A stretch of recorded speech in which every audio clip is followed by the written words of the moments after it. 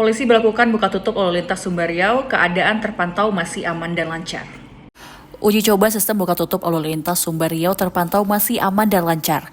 Kapolres 50 Kota AKBP Syaiful Wahid melalui Kasat Lantas Ibtu Riyadi menyampaikan bahwa jalur lalu lintas Sumbar Riau tersebut masih landai. Adapun situasi lalu lintas saat itu masih aman terkendali. Kendaraan yang melintas masih terlihat sepi dan tidak terlalu banyak terjadi penumpukan kendaraan. Ibtu Riyadi juga menjelaskan bahwa dirinya telah berkoordinasi dengan Kapolsek Pangkalan. Satlantas Kabupaten 50 Kota juga melakukan koordinasi dan tergabung dalam grup bersama Satlantas Kampar, Dinas Perhubungan, BPJN Riau dan juga staf perbaikan jalan. Satlantas Kabupaten 50 Kota juga menginformasikan kepada masyarakat bahwa masyarakat yang ingin bepergian ke Riau sudah mencari jalan alternatif karena ditutupnya jalan akibat longsor ini. Ibtu Riyadi juga mengimbau masyarakat pengguna jalan agar tetap tertib dalam berkendara dan berjalan di arus yang sudah disediakan.